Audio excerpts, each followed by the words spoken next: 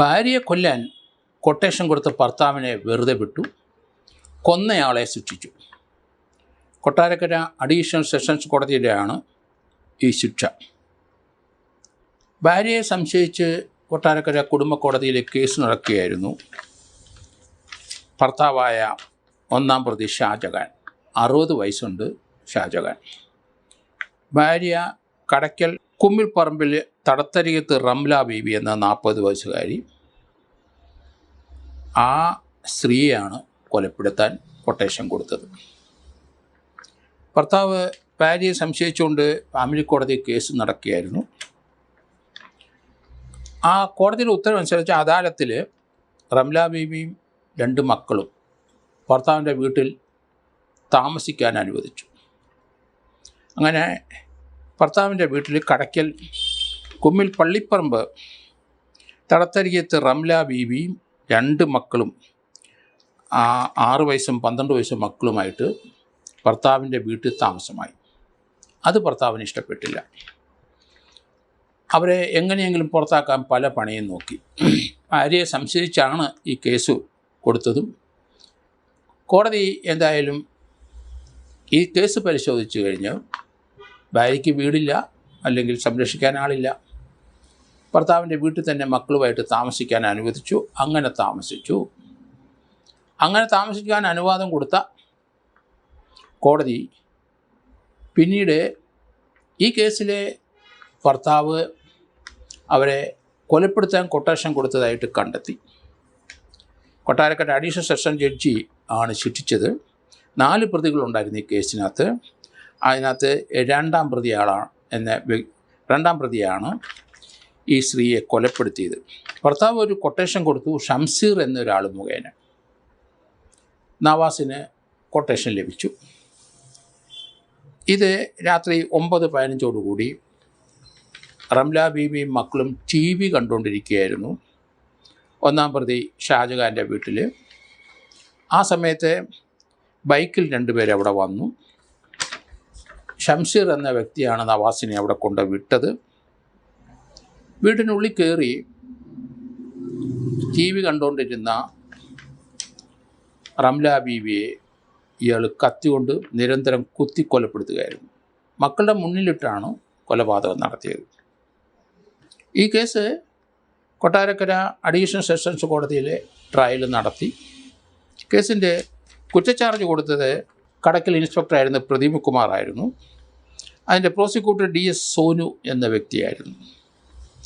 ഇതിനകത്ത് 2ാം പ്രതിയെ ശിക്ഷിച്ചു.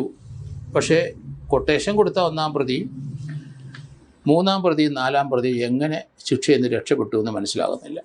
അന്വേഷണത്തിൻ്റെ പിഴവാണോ അതോ കോൺസ്പിറസി കോടതിയിൽ പ്രൂവ് ചെയ്യാൻ കഴിയാതെ പോയതുകൊണ്ടാണ്? കോടതിയിലെ ജഡ്ജ്മെൻറ്റിൽ അങ്ങനെയാണ് കാണുന്നത്.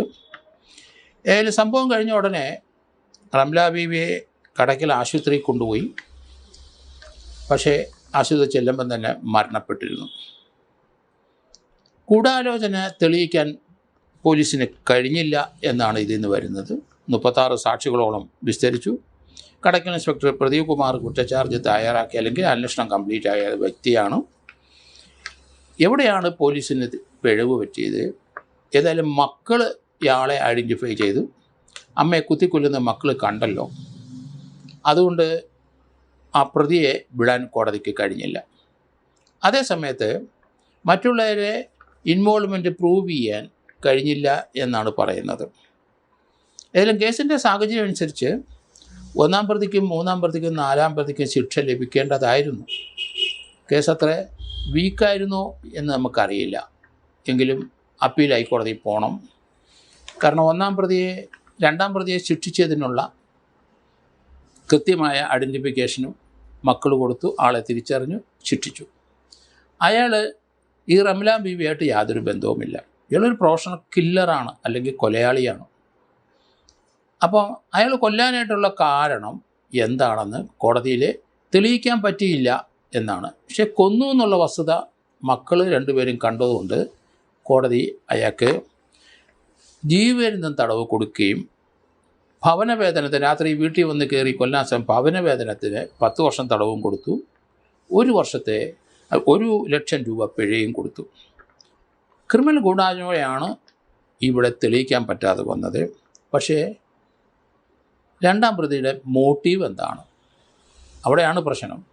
മോട്ടീവ് ഇല്ലാതെ അയാൾ വന്ന് എന്തിനാണ് കൊല്ലുന്നത്? അപ്പോൾ ഒരു മോട്ടീവ് ഉണ്ട്. ആ മോട്ടീവ് നമുക്ക് തെളിയിക്കാനായിട്ട്, കോൺസ്പിറസി തെളിയിക്കാനായിട്ട് അധിക എവിഡൻസ് ഒന്നും വേണ്ട എന്നാണ്. കാരണം അങ്ങനെ രഹസ്യമായി അവർ കൊടുക്കുന്ന ഒരു കൊട്ടേഷൻ്റെ ഡീറ്റെയിൽസ് കിട്ടാൻ വലിയ പാടാണ്. പക്ഷേ അതിലേക്ക് നയിക്കുന്ന അവരുമായിട്ടുള്ള ചില ബന്ധങ്ങളും സംഭാഷണങ്ങളോ അല്ലെ ഒന്നിച്ച് ഇതിന് തൊട്ട് മുമ്പ് ഏതെങ്കിലും ദിവസം കൂടിയെന്നോ മാത്രം മതി. എവിടെയാണ് പോലീസിന് പാളിച്ച പറ്റിയത്? ഹൈക്കോടതിയിലെ ഈ കേസിനകത്തെ മറ്റു പ്രതികൾക്ക് ശിക്ഷ വാങ്ങിച്ചു കൊടുക്കാൻ കഴിയുമെന്നാണ് എനിക്ക് തോന്നുന്നത്. അതുപോലെ പ്രോസിക്യൂട്ടർ പറയുകയും ചെയ്തു ഹൈക്കോടതിയിലെ അപ്പീൽ പോകും. കാരണം എന്തെങ്കിലുമൊക്കെ ഒരു എവിഡൻസ് ഉണ്ടാവും കോൺസ്പിറസിക്ക്. അല്ലാതെ രണ്ടാം പ്രതിയെ മാത്രം ശിക്ഷിക്കാൻ കഴിയില്ല. അതുകൊണ്ട് അടുത്ത ദിവസങ്ങളിൽ തീർച്ചയായിട്ടും ഈ കേസിലെ മറ്റു പ്രതികളും ഭർത്താവായ ഷാജഹാനും ചടയമംഗലം മേടയിലെ അജിക്കും അതുപോലെ തന്നെ പള്ളിപ്പച്ച സംഗീത മനസ്സിലെ ഷംസീറും ഇവർ 3 പേരുമായിരുന്നു ഇവരെ കൊല്ലാൻ കൊട്ടേഷനുമായിട്ട് ഗൂഢാലോചന നടത്തിയത്. ആ ഭാഗം ഹൈക്കോടതി തെളിയിക്കാൻ സാധിക്കും എന്നാണ് ഞാൻ കരുതുന്നത്.